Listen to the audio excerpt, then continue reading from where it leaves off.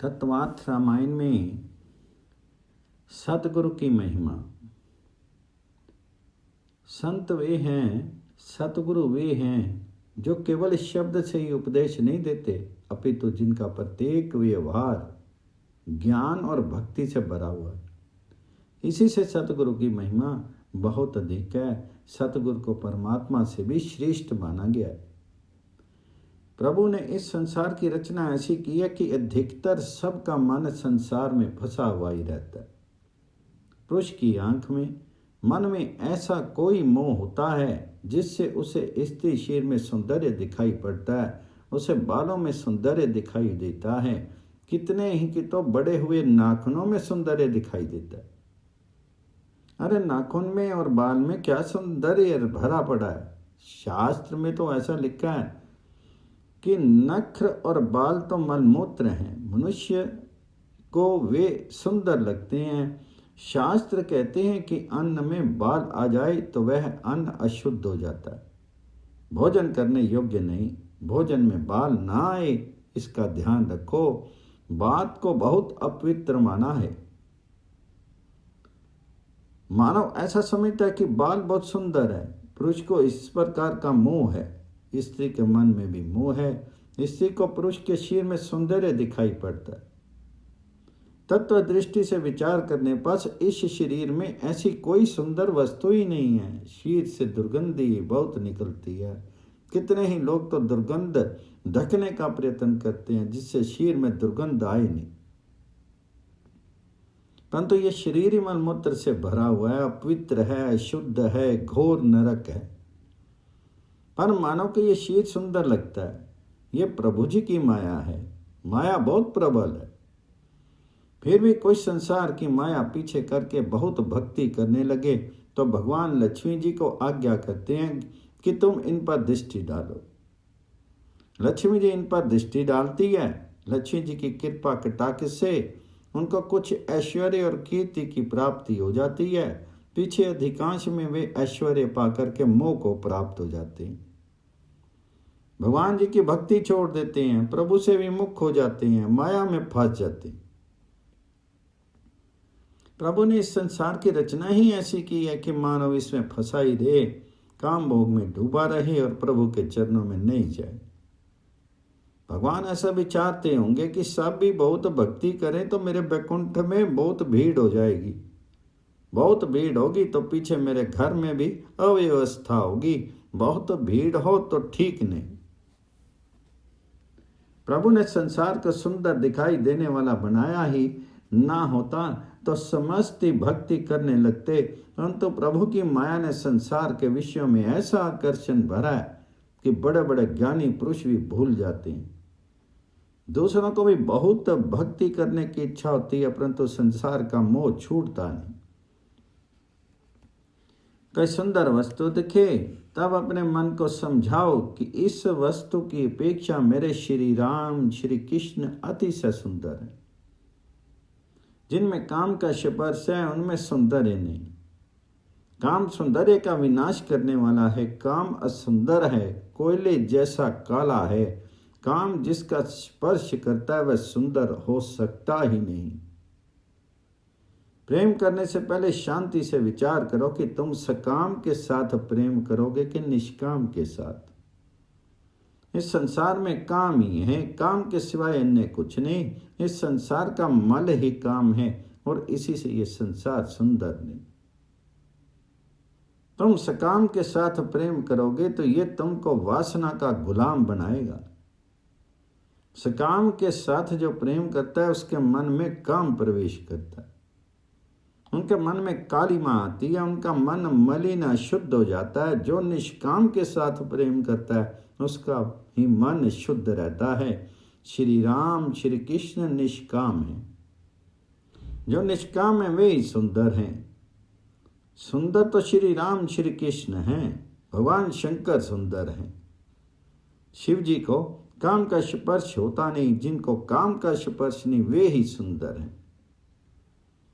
संसार सुंदर नहीं, संसार की रचना जिस प्रभु ने की है वे परमात्मा सुंदर है। संसार का सौंदर्य क्षणिक है। मन की कल्पना मात्र है, मनोविलास है। तुमको जो वस्तु बहुत सुंदर लगती है उसमें मुझे तनिक भी सुंदरता दिखाई देती नहीं। कुत्ते के मन में व्याप्त मोह के कारण उसको कुतिया में सौंदर्य दिखाई देता है। क्या सुंदर है और क्या सुंदर है ये कहना बहुत कठिन है। संसार का विचार मत करो। संसार में भले ही रहो परंतु संसार का चिंतन मत करो। संसार का चिंतन करने से मन बहुत बिगड़ता है। संसार में सुंदर क्या है? ये फूल हमको बहुत सुंदर दिखता है परंतु फूल कुम्हलाने के बाद इसमें सौंदर्य दिखता नहीं। फूल के कुम्हलाने पर मनुष्य इसको उठा करके फेंक देता है। जिस प्रकार फूल कुम्हलाता है उसी प्रकार समस्त जगत कुम्हलाता है।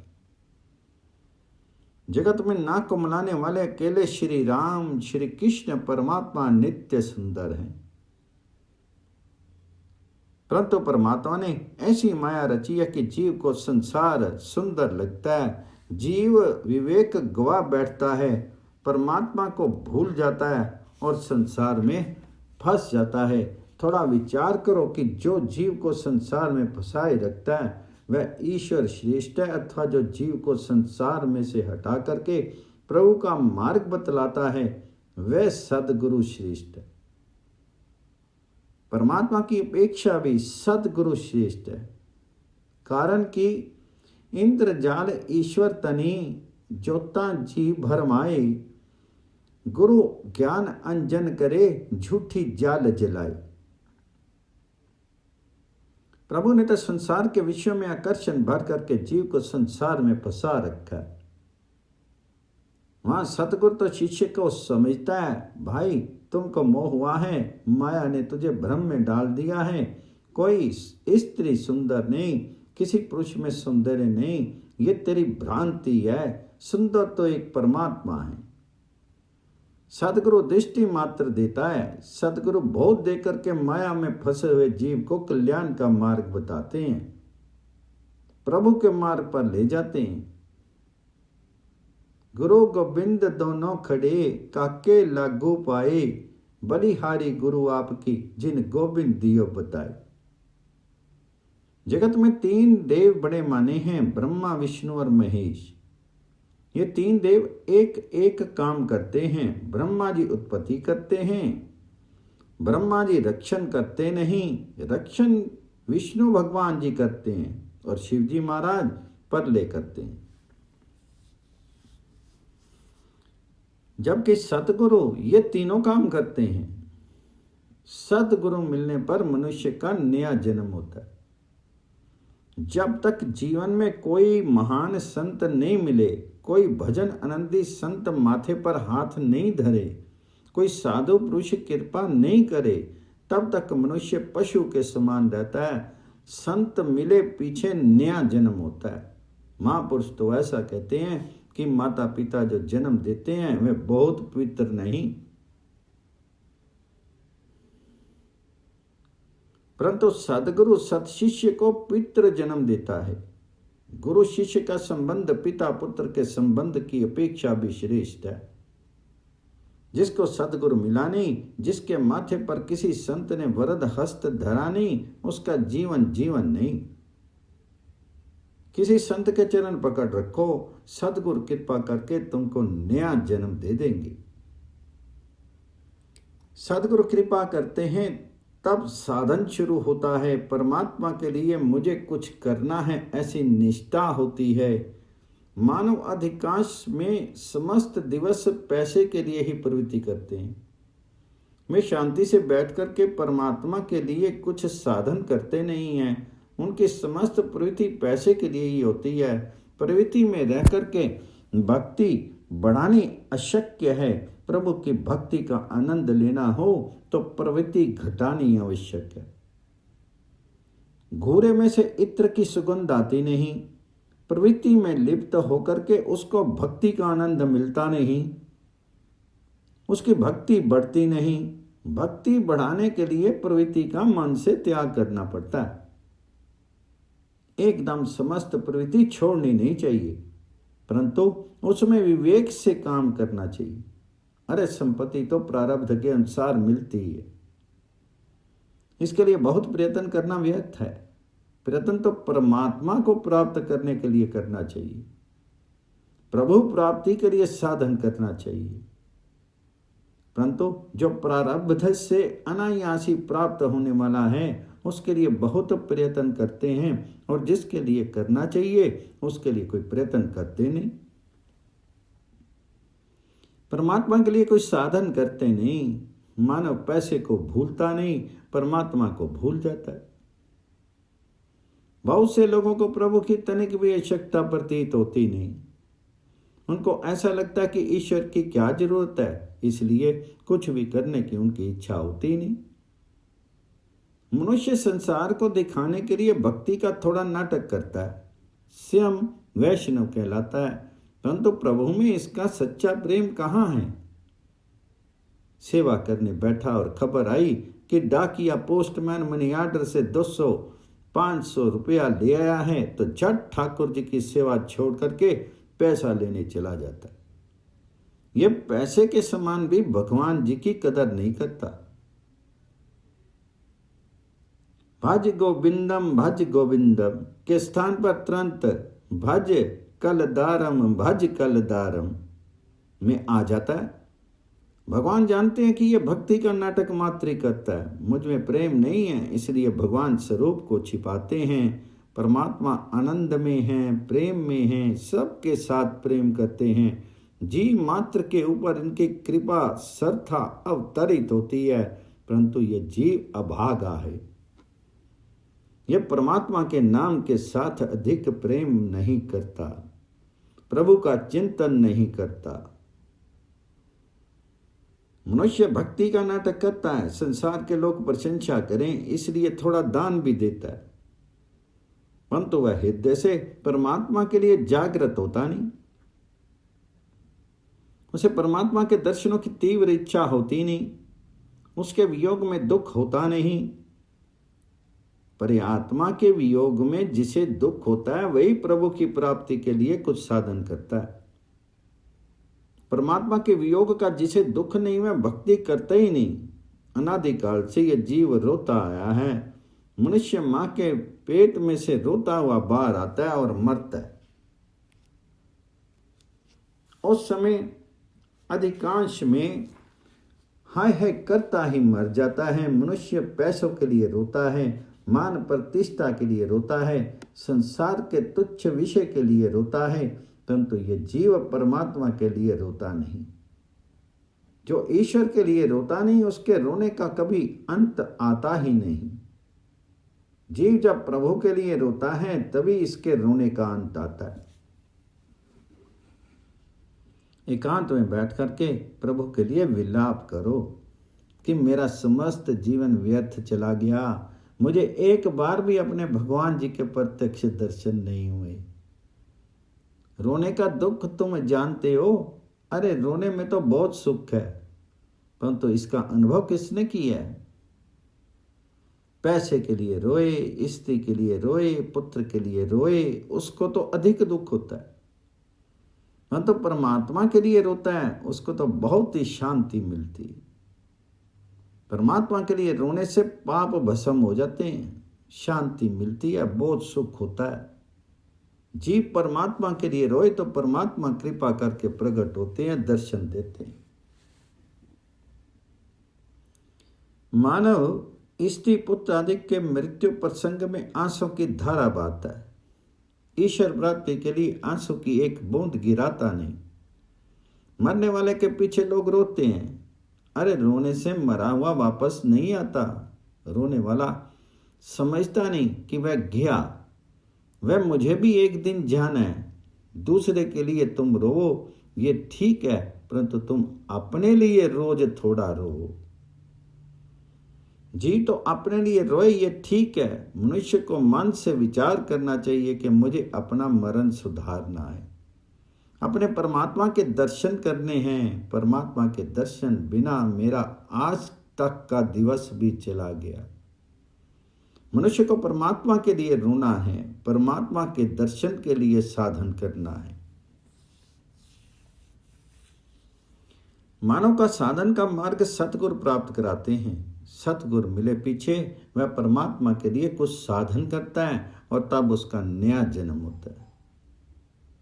इसी से गुरुदेव को ब्रह्मा जी की उपमा दी है। गुरुर ब्रह्मा गुरुर विष्णु गुरुर्देवो महेश्वरा गुरुर साक्षात पर ब्रह्म तस्मै श्री गुरुवे नमः। गुरु ब्रह्मा जी का स्वरूप है। ब्रह्मा जी जगत की उत्पत्ति करते हैं।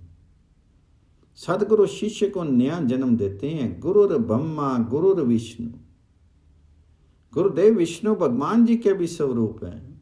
भगवान विष्णु रक्षा करते हैं। गुरुदेव भी शिष्य का सर्वकाल रक्षण करते हैं। पिता पुत्र का रक्षण करता है। पिता पुत्र के साथ स्नेह करता है, परंतु पिता पुत्र के प्रेम में स्वार्थ है। पिता ऐसी अपेक्षा रखता है कि वृद्धावस्था में लड़का मेरा रक्षण करेगा। पिता को ऐसा थोड़ा स्वार्थ है कि बालक की मैं स्वयं रक्षा करके उसको पढ़ा लिखा करके बड़ा करूंगा तो वृद्धावस्था में ये मेरी देखभाल करेगा। जबकि सतगुरु शिष्य का प्रेम विशुद्ध और निस्वार्थ होता है। गुरुदेव को कुछ लेने की इच्छा नहीं, शिष्य से उसको किसी प्रकार की अपेक्षा नहीं। जिसको परमात्मा मिलते हैं उसके जीवन में संतोष आता है, शांति मिलती है। मनुष्य को लाखों करोड़ों रुपए मिले, परंतु प्रभु का जब तक उसको अनुभव नहीं होता तब तक उसको संतोष नहीं। ज्ञानी पुरुषों के पास कुछ नहीं होता, परंतु वे आत्म स्वरूप में परमात्मा का अनुभव करते हैं। इससे उनको दूसरे किसी की जरूरत नहीं रहती नहीं। वे ऐसा मानते हैं कि इस जगत के मालिक मुझको मिले हैं, मैं भगवान जी का हूँ, पीछे मुझको अन्य क्या चाहिए। जीव को लक्ष्मी मिलने से संतोष होता नहीं। उसको जब लक्ष्मीपति मिलते हैं, जब परमात्मा का अनुभव होता है, तब संतोष होता है। सतगुरु की ऐसी इच्छा होती नहीं कि शिष्य मुझको कुछ दे। सतगुरु तो शिष्य को देने की इच्छा रखते हैं। सतगुरु की ऐसी भावना होती है कि मुझको जो मिला है वह मुझे शिष्य को देना है, मुझे इसका कुछ लेना नहीं है। बाप जन्म भर मेहनत करता है, पुत्र के लिए ही इकट्ठा करता है। पिता की ऐसी इच्छा होती है कि मेरा पुत्र सुखी हो, मुझे इसको अपना सर्वस्व देना है, परंतु साथ साथ भविष्य में पुत्र मेरी देखभाल करेगा, ऐसी आशा रखी जाती है। सतगुरु सदा शिष्य का कुछ भी लेने की इच्छा नहीं रखते,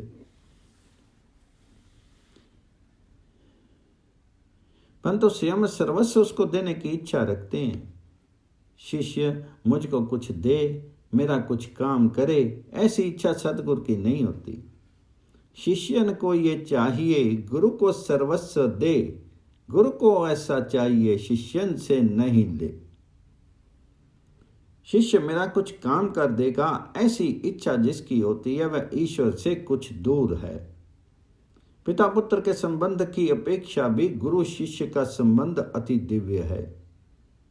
एक गुरु शिष्य जंगल के रास्ते से कहीं जा रहे थे। रात्रि हो गई, अंधेरा हुआ। वे वृक्ष के नीचे विश्राम करने लगे। रात्रि को जप तप करके गुरु शिष्य उसी झाड़ के नीचे सो गए। सतगुरु की निद्रा अल्प थी। सत्वगुण बढ़ता है तो निद्रा कम हो जाती है। बहुत से साधु रात्रि के 2-2:30 बजे के बाद नहीं सोते, जाग जाते हैं। जगने के उपरांत शैया पर लेटे नहीं रहते, उठ करके आसन पर बैठ करके ध्यान करते हैं। भक्ति ब्रह्म मुहूर्त में ही होती है। भक्ति का आनंद दिन में बराबर नहीं मिलता, रात्रि को ब्रह्म मुहूर्त में ही मिलता है। या निशा सर्वभूतानां तस्याम जागृति संयमी यस्याम जागृति भूतानि सा निशा पश्यतो मुनि। संसार की रात्रि संत का दिवस होता है। संसारी जब सो जाते हैं तब अंधेरे में संत जागते हैं। निद्रा तमोगुण का धर्म है। तमोगुण बढ़े तब निद्रा बढ़े, सत्वगुण बढ़े निद्रा घटे। गुरुदेव की निद्रा बहुत कम थी। मध्य रात्रि का समय हुआ, सतगुरु जागे, शिष्य सोया हुआ था। गुरुदेव ने ध्यान में बैठने की तैयारी की कि इतने में ही एक सर्प दौड़ता हुआ आया और शिष्य के पास जाने लगा। गुरुदेव को आश्चर्य हुआ।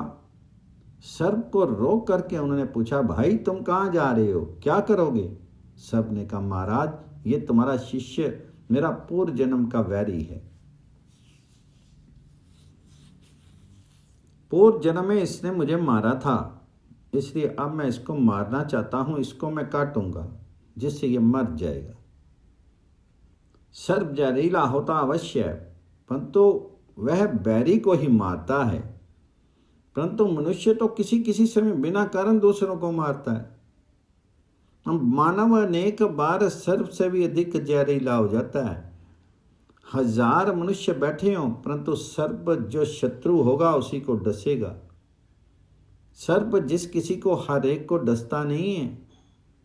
जिसने अपमान किया हो इस जन्म अथवा पूर्व जन्म में, जिसने उसको मारा हो उसको ये डसता। गुरुदेव सर्प को समझाने लगे, भाई मेरे शिष्य की भूल हुई है, मैं क्षमा मांगता हूँ। इसको तू काट मत, क्षमा कर दे। इसका मरण हो ये मुझे अच्छा नहीं लगता। इसको काटने से तुझे क्या मिलेगा? तो गुरुदेव सर्प को समझाने का प्रयत्न करते हैं, परंतु सर्प मानता नहीं। उसने कहा, महाराज तुम्हारा ये ज्ञान मुझे सुहाता नहीं। अपने बैरी को मैं डसूं और वह तड़प कर मरे, ये देखकर मैं प्रसन्न हूं। किसी को दुखी कर राजी होता है वह दूसरे जन्म में सांप अथवा बिच्छू बनता है। सर्प और बिच्छू का ऐसा स्वभाव है कि कोई रोता हो तो उसे को देख करके वो प्रसन्न होते हैं। तब गुरुदेव ने कहा, मेरे शिष्य को तुम मत डस, इसके बदले तुम मुझे डस ले। पुत्र को यदि सांप डसने जाता होगा तो बाप क्या वहां खड़ा रहेगा? बाप ऐसा कहेगा क्या कि इसके बदले तुम मुझे डस ले? बाप तो किसी प्रकार वहां से भाग जाएगा। परंतु गुरु शिष्य का संबंध इतना दिव्य है। गुरु जी ने सबसे कहा कि मेरा कोई भी काम बाकी रहा नहीं, मेरे मन में कोई विकार वासना नहीं, मेरा मन शांत है, शुद्ध है, निर्विकार है। मुझे परमात्मा का अनुभव हो चुका है। मैं प्रभु का स्मरण करने बैठा हूं, तुम मुझे डस ले। मेरा मरण मंगल में होगा। मैं सिद्ध हूं, सिद्ध मरता है तो उसका मरण मंगल में होता है। वे तो प्रभु के चरणों में लीन हो जाते हैं, परंतु मेरा वह शिष्य अभी साधक ही है।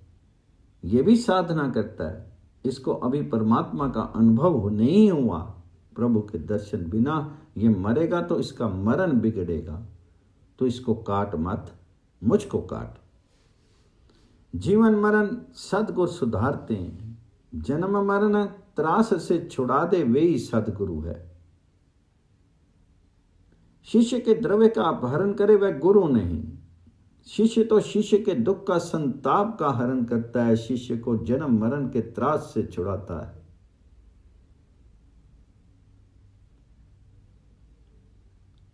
गुरवो बहवा संति शिष्य वित्त अपहार का, सदगुरु दुर्लभो लोके शिष्य संत अपहार का। गुरुदेव सर्प से कहते हैं कि तो शिष्य के बदले में मुझे काट। गुरुदेव सदा शिष्य का सर्वकाल रक्षण करते हैं और इसी से गुरु विष्णु भगवान जी के स्वरूप है। गुरुर्देव महेश्वरा। गुरुदेव शिव जी महाराज के भी स्वरूप है। भगवान शंकर प्रलय करते हैं।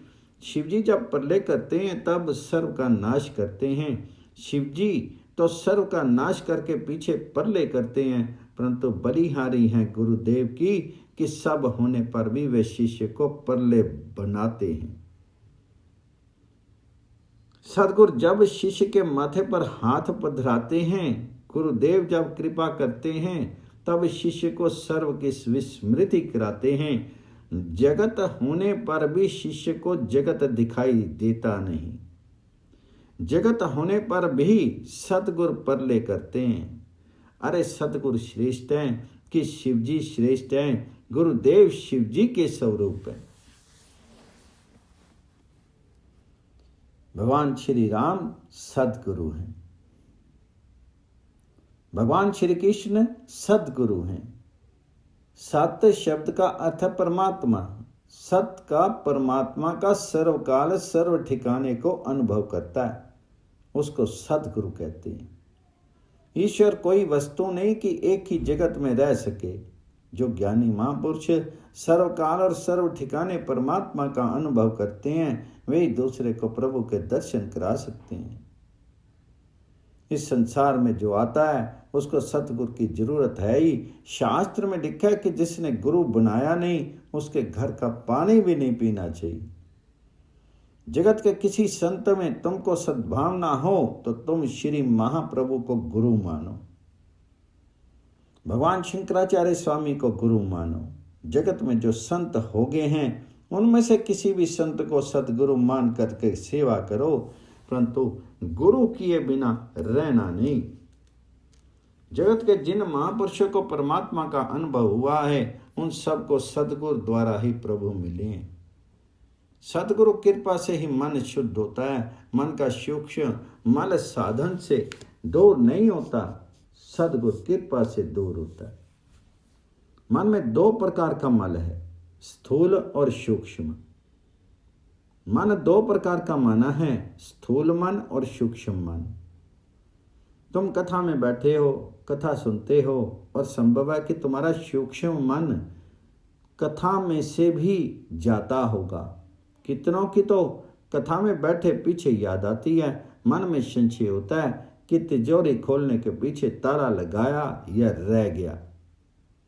सूक्ष्म मन घर में गया है और यहाँ कथा सुनते हो। तन और मन दो प्रकार के हैं।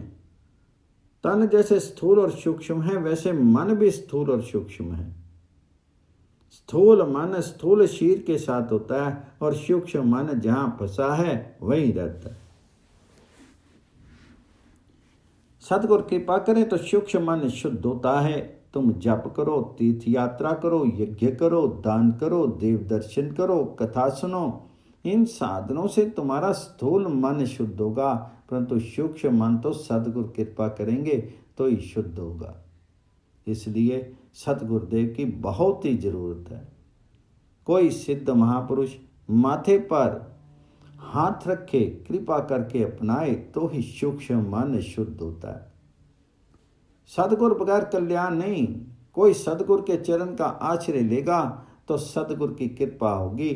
सदगुरु कृपा करेंगे तो मन बुद्धि में रहने वाली वासना जाएगी, मन बुद्धि शुद्ध होगी। मन बुद्धि के अंदर का मल संत सेवा बगैर नहीं जाता। मन पर सत्संग का सेवा का अंकुश रखो, बुद्धि को किसी संत के चरणों में रखो। बुद्धि का परमात्मा के साथ परिणय ना हो तब तक उसे किसी संत के साथ परिणय करा दो, किसी संत के अधीन रहो तो मन बुद्धि शुद्ध होंगे। संत वे हैं जो मन को सुधारें, संपत्ति देकर के शिष्य को सुखी करें। वे सदगुरु नहीं, जो शिष्य के मन को सुधार करके शिष्य को सुखी करे वे ही सदगुरु है। कितने लोग तो ऐसा बोलते हैं, महाराज मुझको आशीर्वाद दो, जिससे मुझको लॉटरी में 25,000 रुपया मिले।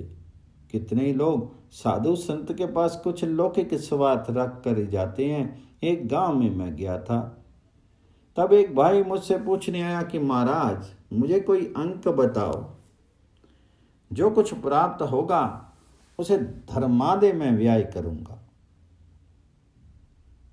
मेरे भगवान ऐसा कोई भिखारी नहीं है इस प्रकार पाप करवा कर पैसा लें। आजकल तो लोग ऐसी आशा रखते हैं, महाराज के आशीर्वाद से मेरे यहाँ पुत्र आए, मुझे संपत्ति मिले। साधु संत के पास लौकिक भाव से जो आता है उसे कुछ मिलता नहीं। सच्चा संत किसी दिवस भी संपत्ति, संतति, संसार सुख का आशीर्वाद देता ही नहीं। कारण कि ये जानते कि अनेक जन्म से जीव ये वस्तु प्राप्त करता ही आया है। संसार सुख अनेक जन्म से भोगता ही आया है। इसको संपत्ति मिलेगी तो ये बहुत प्रमादी होगा, विलासी होगा, आलसी होगा, इसमें इसका कल्याण नहीं है, अहित है। संतति, संपत्ति, संसार सुख, ये विषय आनंद है। विषय आनंद संत देते हैं, संत तो भजन आनंद देते हैं। संपत्ति देकर के सुखी करें, ये काम संत का नहीं। सच्चा संत संपत्ति देता नहीं, सन्मति देता है, जो विकार वासना का नाश करते हैं, प्रभु के मार्ग में ले जाते हैं, भक्ति का रंग लगा करके सुखी करते हैं, वे संत हैं। जिनके संग में आने से तुम्हारे मन का संकल्प विकल्प, मन का विकार वासना का नाश हो, प्रभु में कुछ प्रेम जागे, तो मानना कि ये संत हैं, सतगुरु हैं। सतगुरु सदा शिष्य का स्वभाव सुधारते हैं। सतगुरु सदा शिष्य के मन को सुधारते हैं। उसके मन में रहने वाली विकार वासना का विनाश करके उसके पापों को छुड़ाते हैं और उसको भक्ति रस का दान करते हैं। सतगुरु की कृपा से ही मन स्थिर रूप से शांत रहता है, बुद्धि में विवेक जागता है और ज्ञान में स्थिरता आती है।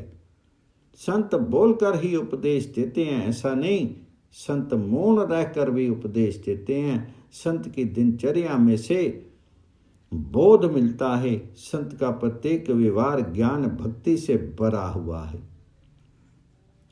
संसार में जो भी आता है उसको सतगुरु की जरूरत है। संसार में आने के पश्चात भगवान राम सतगुरु के चरण में बैठे हैं। भगवान श्री कृष्ण ने संदीपन ऋषि के चरण पकड़े हैं। प्रभु ने गुरुदेव के घर में पानी भरा, गुरु जी की सेवा की है। इसी से श्री कृष्ण जगत गुरु कहलाए हैं। श्री राम जगत गुरु कहलाए हैं। श्री राम जी बहुत बोलते नहीं, परंतु राम जी की प्रत्येक क्रिया उपदेश में है। राम जी का जैसा बर्ताव रखो, राम जी जैसा चलते हैं, जैसा व्यवहार करते हैं, वैसा अपना जीवन बनाओ। राम जी के हृदय के साथ अपना हृदय एक करो। यही राम जी की उत्तम सेवा है। भगवान शंकर पार्वती माँ से ये कहते हैं, विशेष जी का सुंदर उपदेश हुआ, परम आनंद हुआ।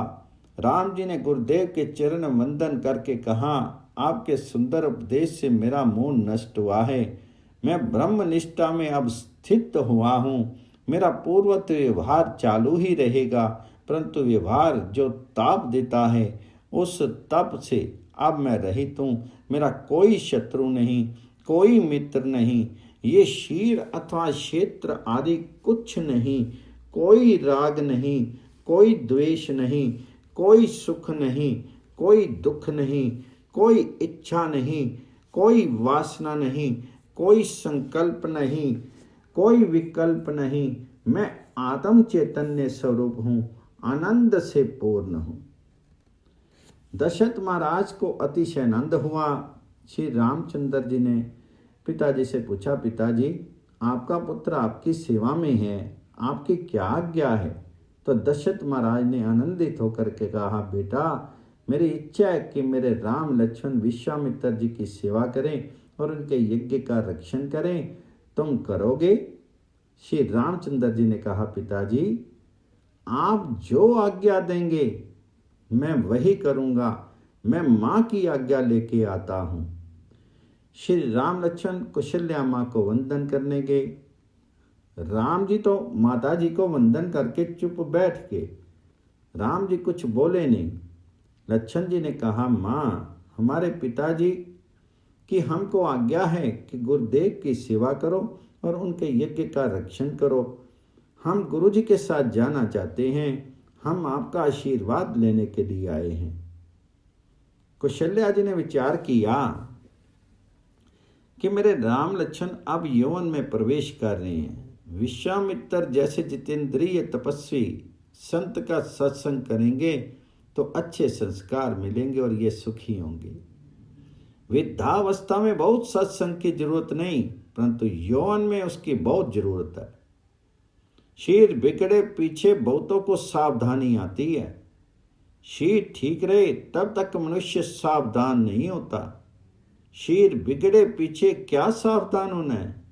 वृद्ध होने पर सावधान आती है। मनुष्य का विवेक तब जागता है जब शरीर दुर्बल होता है, शक्तिहीन होता है। ऐसे समय विवेक जागता है, जबकि वह कुछ कर सकता नहीं। ये विवेक किस काम का? शरीर ठीक हो, शरीर में इंद्रियों में शक्ति हो, तब विवेक जागे तो कल्याण है।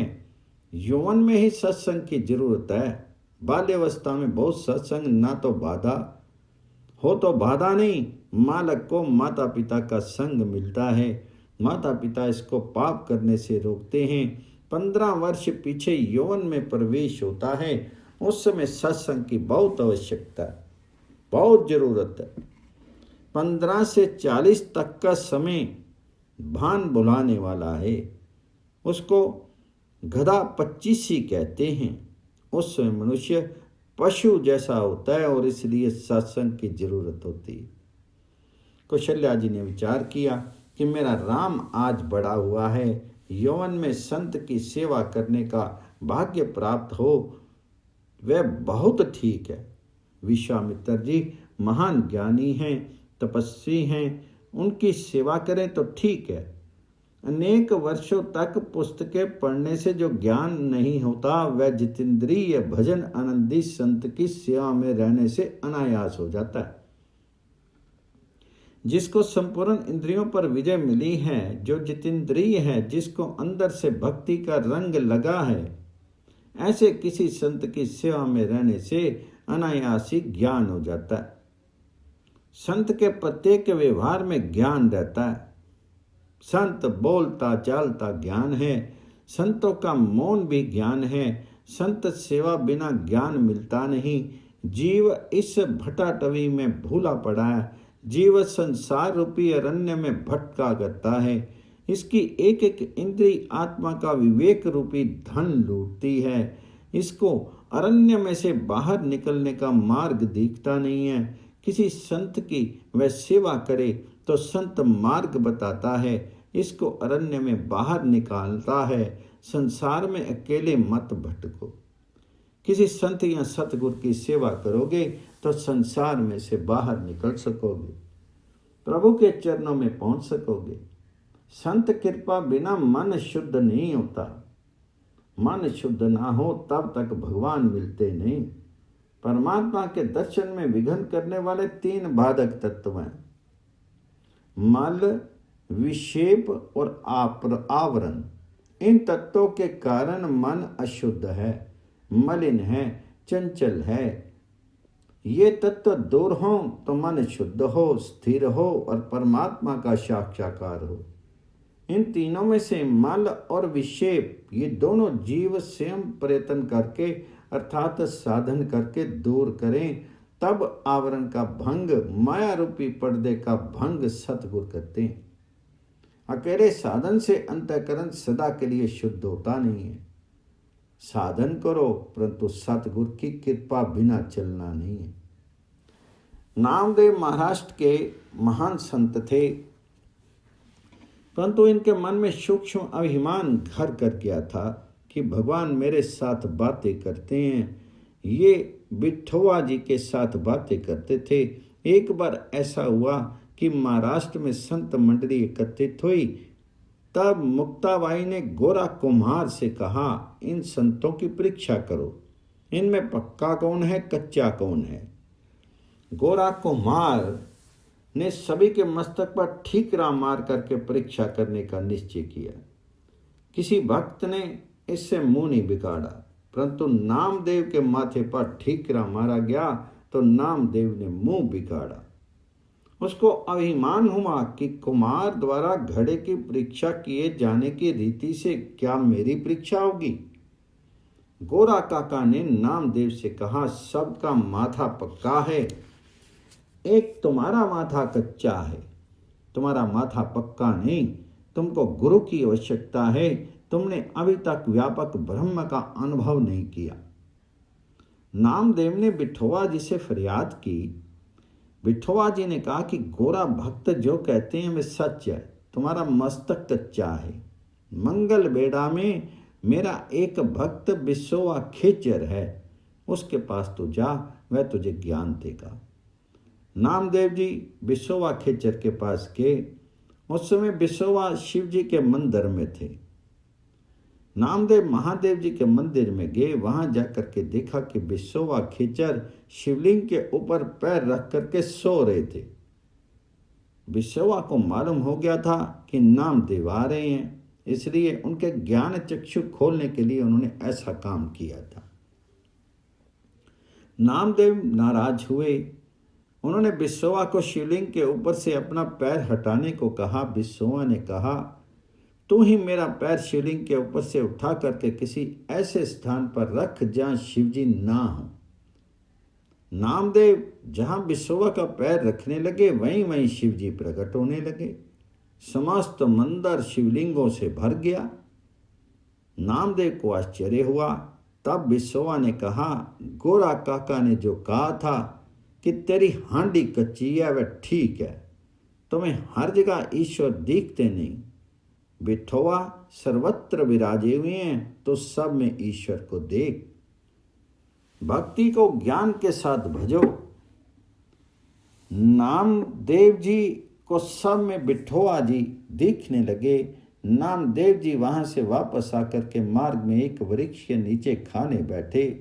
वहां एक कुत्ता आया और रोटी उठा कर ले जाने लगा।